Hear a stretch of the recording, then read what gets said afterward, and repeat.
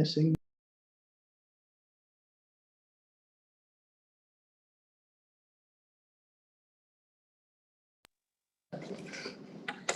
I love to. Good, Adam? Me too. Oh, Okay, I'd like to call the meeting to order. Start with the pledge of allegiance to the flag. Pledge allegiance to the flag of the United States of America, and to the republic for which it stands, one nation, under God, indivisible, with liberty and justice for all. Clerk, if you can please call the roll. Counselor Noon. Here. Counselor Galanese. here. Counselor Durrell. Here. Counselor Peeler. Here. Counselor Regan. Here. Counselor Cameron. Here. Counselor Salamandra. Counselor Pruitt. Here. Mayor Mantino. Here. Thank you. This might be one of the shorter meetings that this council will ever have, but it's not, it can't go on record because Councilor Grieco holds the record for the shortest meeting, but was a legitimate full meeting. What you'll find me doing before every meeting now is kind of doing a refresher, just to try to create the ground rules and the requirements, both for council and for the audience. Council is abided by the rules of order that we have signed up for. We're also signed up for the ethics that we've also signed up for. And when you hear this noise, it's a call to order, please. And I would ask everybody that respects that call to order. For the public, during our regular meetings, we have a public comment session. You're more than welcome to speak or sign up to speak for that public comment session. If it's a work session or a session that does not include a public comment, I'm going to request that you remain as a listener, not as a participant in that meeting, and I would greatly appreciate that. Again, if that's violated, you will hear that noise again, and I will give you one warning. The second warning, we will escalate it a little bit further. And I hope that, just everybody has a level of respect for that. That's all we're looking for. We're looking to conduct business, and if you have an interest in having a discussion or a response, there are many avenues outside of this meeting. This meeting is designed to conduct business, please. So thank you very much. Now we're moving on to Resolution 43-2021, a resolution appropriating American Rescue Plan funds to Marsh Creek Pump Station upgrades and improvements, presented by our Assistant City Manager, Adam Blowers. Thank you, Mayor. So we talked about this in the past a little bit. The Marsh Creek Pump Station, which is located on Doran Avenue, needs some upgrades in order to have some future development.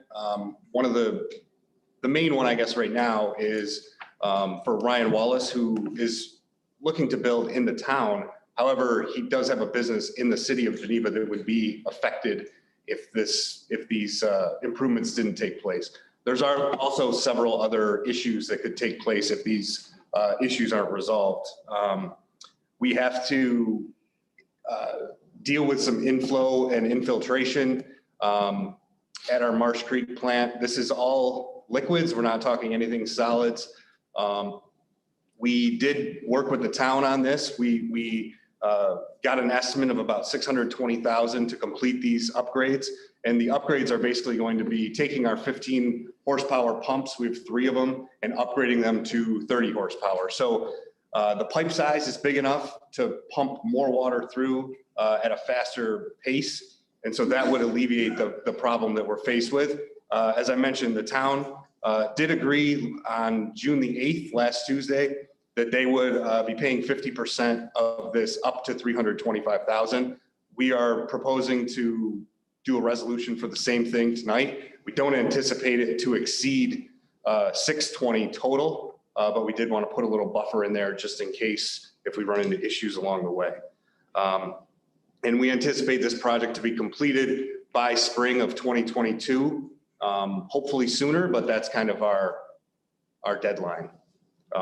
And we are looking to pay for the $325,000, be up to $325,000 out of our American Rescue Plan Act funds, which is the funds from the federal government, Department of the Treasury. We can use them for water or sewer infrastructure. This fits into exactly what those funds are for. There are alternatives to the ARP funds. They're not very good alternatives, in my opinion. There's an increase in sewer rates, which I don't think we want to do. And then there's also to pull from our sewer fund balance, which is struggling right now also. So that's our proposal on the table, and we're looking for a resolution to adopt that this evening. I would like to entertain a motion in a second. Counselor Noon, motion, second. Counselor Peeler.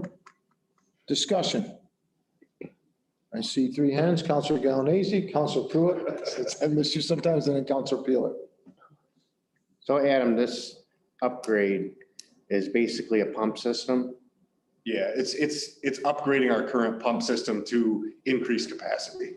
So this is also, we could say, a safeguard to the environment also. Yep. Right? Yeah, it definitely helps. Because It's increased security, yeah.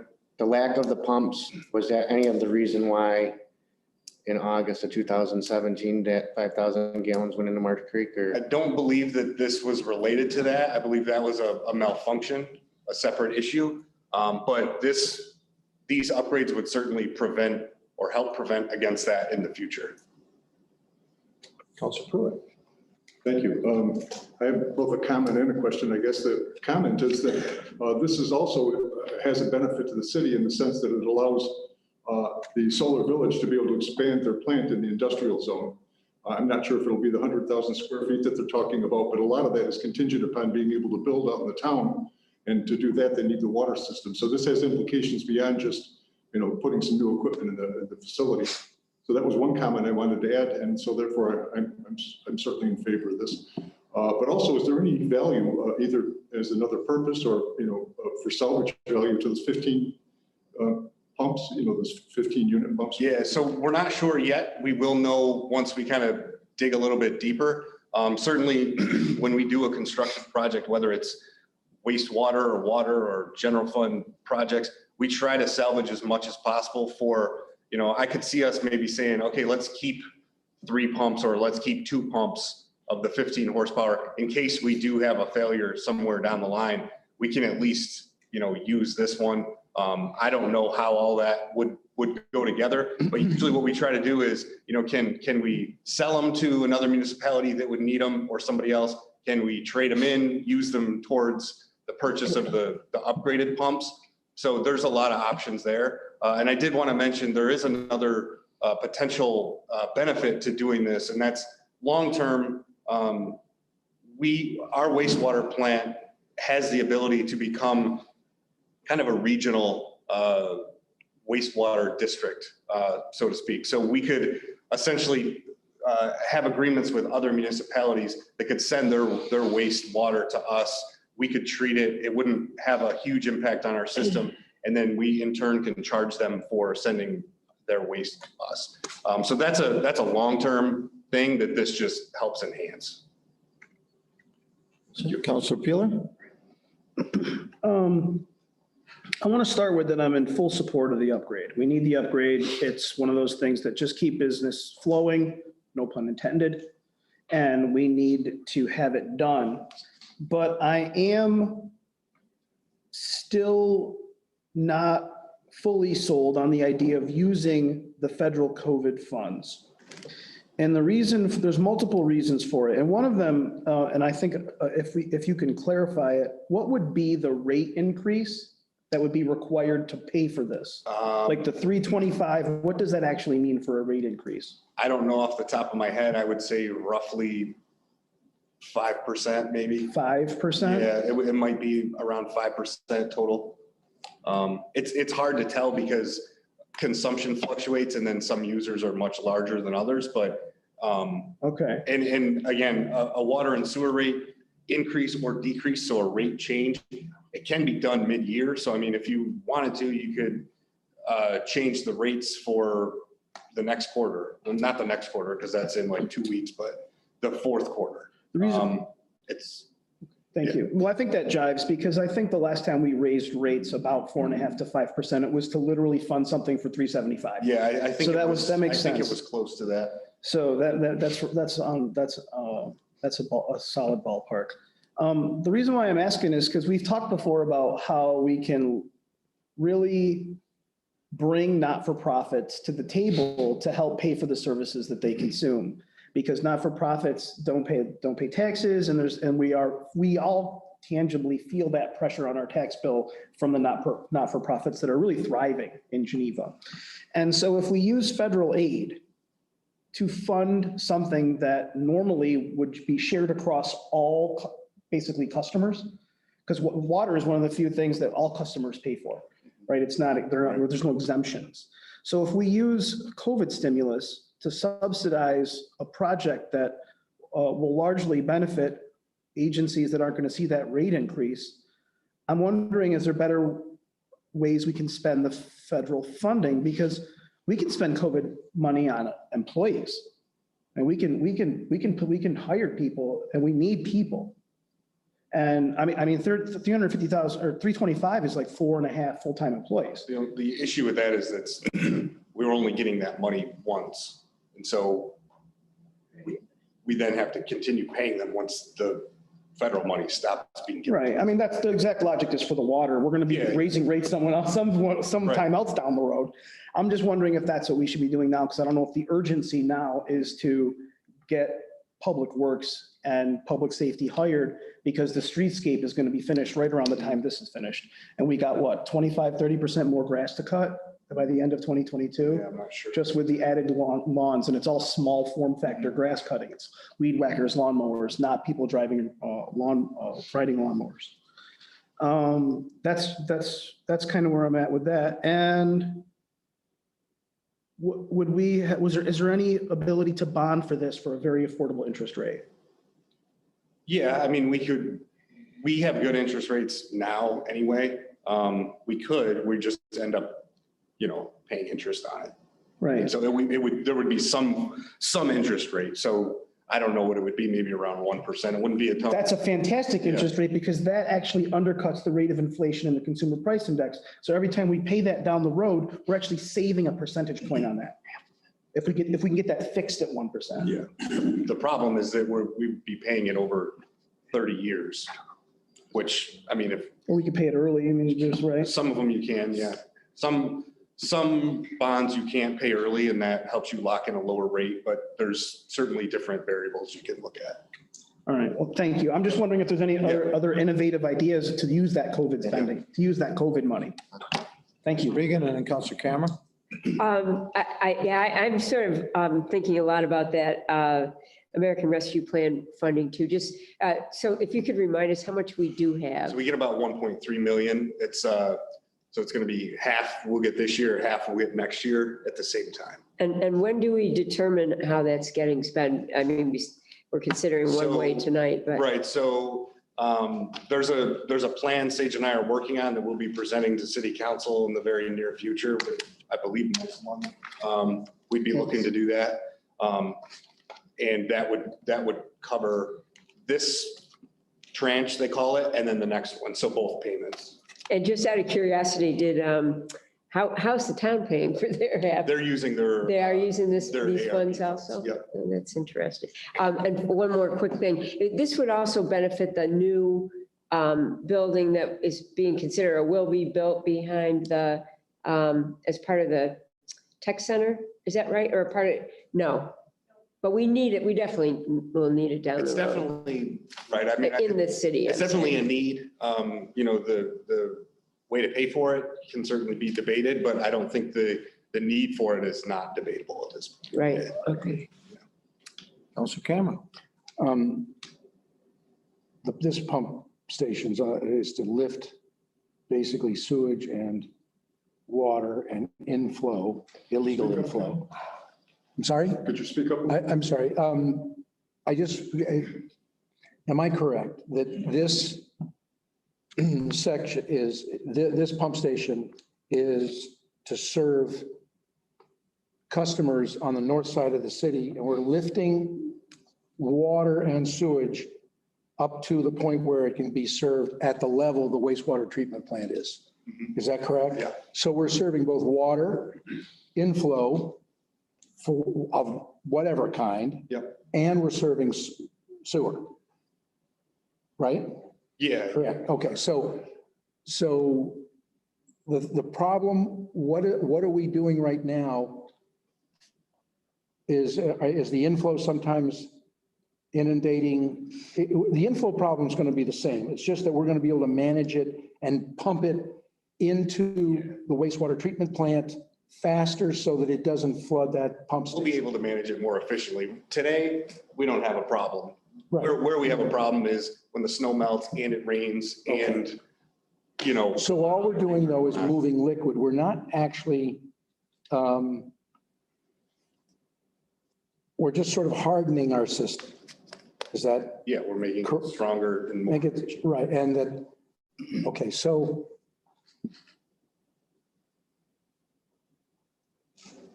we're not making extra capacity available at this point, except for our own industrial park, correct? We're, okay, so what other, are we going to serve the whole solar village that's going to be out on the north side of town? Connect to our system on the north end. Okay, so now what's the bargain that we're making for serving all those customers? What is that bargain?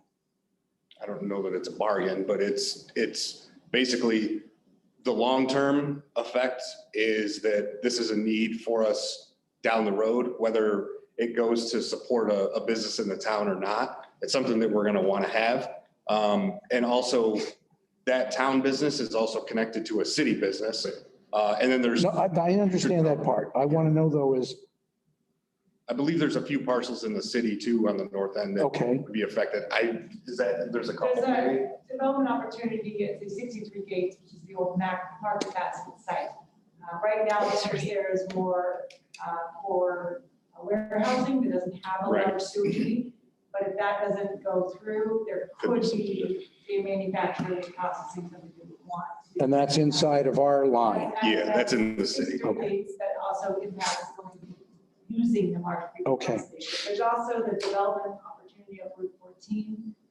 They put in a water line. They do not currently have a sewer line. And that's That in, impacted this pump station improvement would be necessary. is that a town or a city? That's in the town of, town of Phelps. Okay, so now, so what I want to, I guess, is what's the current deal with the city, with the town in terms of paying, well, they're paying what, twice as much as city for, what's the rate for them? They pay a percentage of usage and they pay across the board for sewer maintenance Okay. or debt or. At what percentage rate? Oh, They pay 14% of all of our sewer costs, citywide, everything. Yeah. okay, and so in this particular case, they would be paying that 14%. We've increased the whatever, we've the maintenance and everything else that's related to this new pump station. And the flow, they'll pay as they go, but it's 14% of the total, right? So this extra flow that we're going to be taking from the north is just going to add to the total of which we're going to take 14% from. Yep. From them Yes. on maintenance. So on the rate, what are they paying? So it's- They don't have we don't bill them for their usage. We bill them as whatever our budget is. If it increases, decreases, they pay 14% of our total. Okay, so it's not on a unitized basis? No. Okay, I just wanted to understand. Yeah.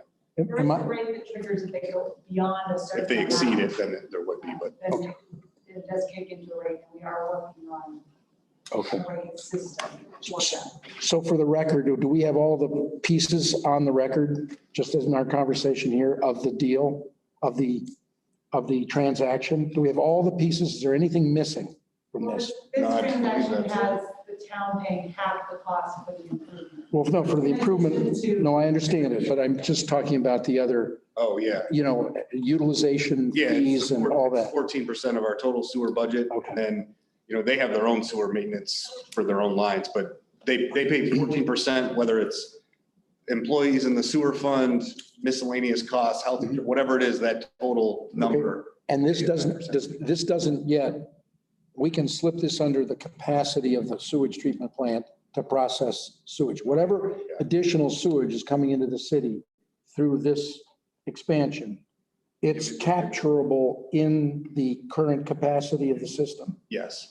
Okay, so we're just getting up to the head, we're just reducing the headroom where we're going to have to do something Yeah. citywide for the wastewater treatment plant capacity in general, right? That's coming to you in August for the solid side, because though we anticipate the WIA grant will be coming out, which we're wanting to increase capacity on the solid. Okay, so we can drive a hard bargain on that one. Don't cook the deal on that one yet, okay? So We haven't even, okay, so the thing is that, okay, so that in us taking this incremental step, we haven't triggered something where you're going to come back to us and say, we have to. separate issue. Gotcha. Okay, thank you. Councilor Burrow. What's the ages of the current pumps and what do we expect the longevity of the new pump? Current pumps, what are they, Sage? They're fairly new, they're newer, and so we do think they'll be salvageable to our own upkeep or to be able to resell those. But we're anticipating that these hopefully will be 15, 20, 30 years, and that's what our engineer is doing, essentially doubling the capacity. So a new pump properly maintained can last 30 years. Yeah. Okay. And, well, I don't know if it's 30, but it should be 30. because Yeah. that's what you bond. That's how much, yeah, that would be what they call the PPU, the probable period of usefulness. Got it. Would be 30 years. But they have new motors on them because the motors were flooded and waterlogged, so those were replaced. These are fairly. They're fairly new. Yeah. Newer than we want to get. Right. Okay, just to dispel some rumors that we can't allow any development anywhere. You know, I've heard that from a few developers saying, well, I can't build here, or I can't do this, or what are you gonna do about that? That's not the case. This is just on the north end of the city of Geneva. The rest of our systems are well within the ability to accept that, with the exception of what Sage just mentioned is the solids that we'll be looking at in August. Any further comments? Clerk, please call the roll. Counselor Noon, Aye. Counselor Gallezy, Aye. Counselor Burrow, Aye. Counselor Peeler, Nay. Counselor Regan, Aye. Counselor Camera, Aye. Counselor Pruitt, Aye. Mayor Valentino. Aye. Motion carried. Motion to adjourn. Second. I got Counselor Noon with Counselor Peeler being a second. All in favor? Aye. Aye. Any opposed?